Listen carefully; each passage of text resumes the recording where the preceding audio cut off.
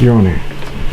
Hey, Quisha. Hey! Girl, thanks for stopping by Radio Region. You know, it's such a pleasure to see women taking the lead in the music industry right now because it's so dry, and coming from Toronto for me is a big blessing. Ah, thanks. And you're inspirational because you write your own songs. Yes, I co-write with a few other people in the industry, like Carlos Morgan, I know Toronto Carlos. R&B, yes. Michael Shand, Miku Graham, phenomenal Toronto writers and artists. And do you write yourself? I do write myself. I must say I've been slacking in that area, but I want to get back into it. It's been just a very busy time with me directing a musical coming up. Really? So why don't you tell us about that? The musical is called Dandelions in the Wint. It's happening right here in Regent Park in February. Nice. It's a Toronto premiere. It's about an interracial couple. It's a love story that happens during the civil rights era. And the playwright, Jennifer Dance, it's her true story. And it happened in the UK, but we put it into the civil rights era. She was married to a black man, and she is a Caucasian woman, and her husband died at the hands of skinheads while she was 5 months pregnant with her third child. So with everything that's been going on in our world, especially in the States in regards to racial tension, the black men and women being shot by police officers, and Donald Trump speaking quite racial slurs and things in his presidential campaign, we've just felt what timing of this musical that it's happening, because what we want to do is through this musical is teach people to love one another. Humanity, yeah. And I don't think the generations of today understand or embrace that because they don't know how, because a lot of times we're not there. We're trying to make money and organize things and our dreams as well. That's right. You know, I have a lot of respect that you have a son, he goes to hockey, you're trying to promote your career, but you're also living the dream by doing other projects. Yes. And the balance that we try to find for ourselves, we hope that we instill in our children. Absolutely. And sometimes the mirror image doesn't always reflect, and they're so plagued with social media that have these images that are become the norm, acceptable, and it stems from violence, and the music even sounds kind of violent.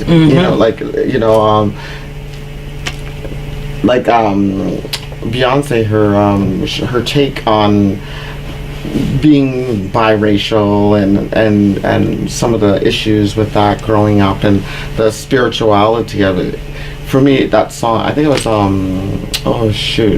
Lemonade. Yes. And I was like, yeah, Lemonade signifies that, but you're giving more clues to oppress us even more by saying that, Lemonade, even for us, I'm third generation Canadian, and sometimes you go to the grocery store and a bag of lemons was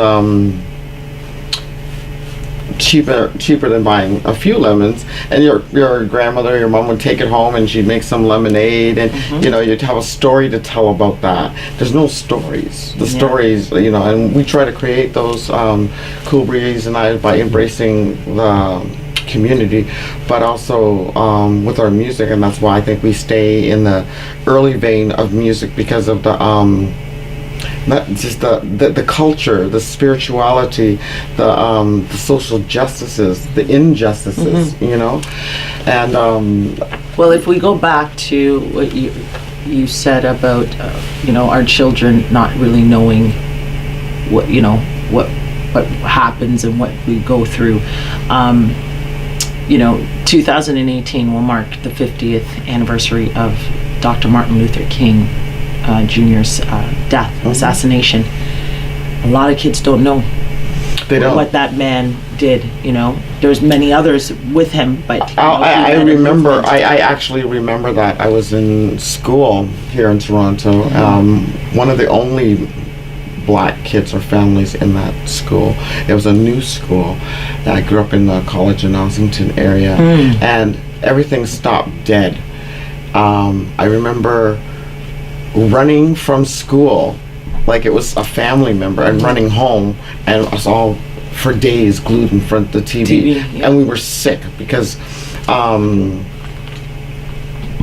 that was our hope for humanity globally, because we weren't identified. We just worked, come home, tried to be a family, instill Caribbean ways in our food and our culture within the home, but we weren't allowed to take it outside of the box. You know what I mean? And the music, I was like 4 years old, and I remember like everybody sitting in front of the TV, but we started with the radio.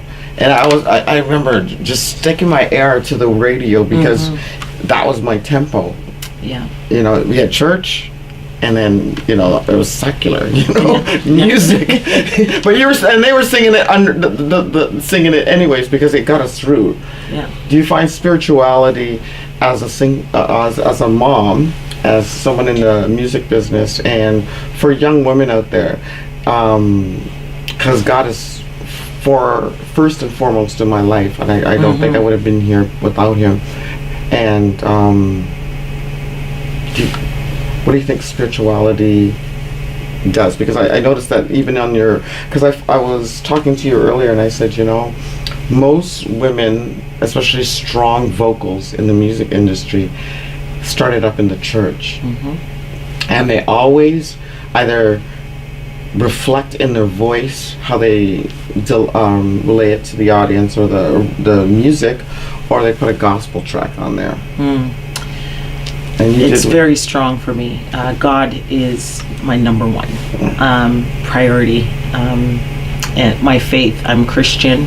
I believe in Jesus, and when I think about my life and all that I've gone through, like, He carried me.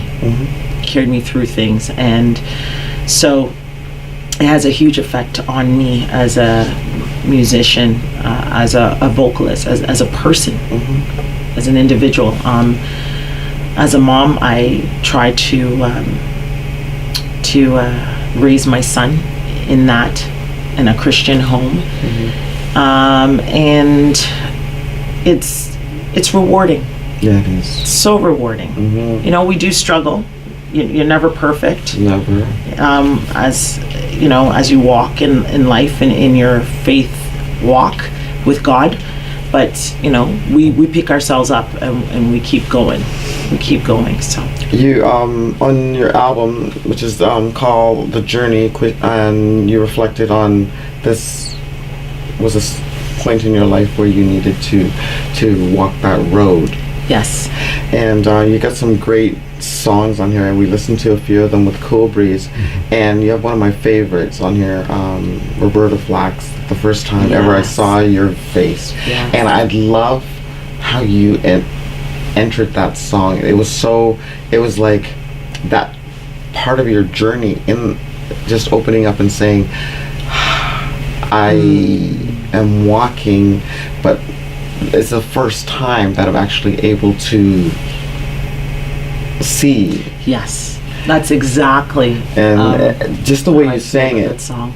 And you have such vocal range that has really unique inflections, which is really cool, because you're singing very like, for people that haven't listened to her, Anita Baker or Melissa Morgan or Vesta, and then you get this, you start creeping up, and I'm going, oh, got a little Whitney up in there, Patty, you know, and it also reminded me of our early Minnie Riperton when she started, and then she realized that she could do all these high notes. Yes, the whistle tones. Yeah, and but you have that coolness, that spiritual, that I can fly with my voice.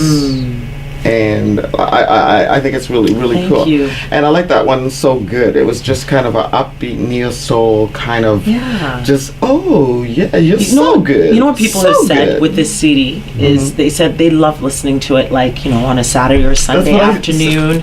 they're cleaning the house or something, or the long drives. Yeah. It's one of those CDs, and I said, yeah, it's a journey. That's why it's called The Journey. And you journeyed down here today to be with Koolbreeze and myself, and I'm so honored. I just kind of piggyback on my brother here, but we do a lot of things together, and it means so much to me that I had the opportunity to speak with you as well. You made my day, and The Journey, Quisha Wint. You can pick it up at CD Baby or iTunes, or her website. It's www.quishawint.com. Yes. This is your girl Diva D, and Breeze has allowed me to breeze in here with Quisha Wint, and we had a blast today. Thank you for coming by and making our journey, and we're going to look out for Dandelions in the Wind. Yep, and that's the website, dandelionsinthewind.com. Check it out and get tickets. Yeah, I actually interviewed a lady, Anime Borden. It's a story you might want to check out. It was called. She did a book called 9 Tears. Okay. And it represented an interracial family growing up in the 40s and 50s in Canada, and how a 9-year-old went before the court and took crown wardship of her brothers and sisters and raised them. Oh wow. It's an awesome book. We interviewed Koolbreeze, and I interviewed Anime Borden. So I have the book if you want to. I would love to look at that. I have a boo at it because they're thinking of doing a movie of it. CBC. Oh, wonderful. But thanks for dropping by. Thanks for having me. Yes. I hope you stick around because we got more grooves coming. Oh yeah. Yeah, stick around for a minute because we got to play some more of your music and let the fans know. Here, as Koolbreeze says locally and globally, that Quisha Wint is in the house. Thank you.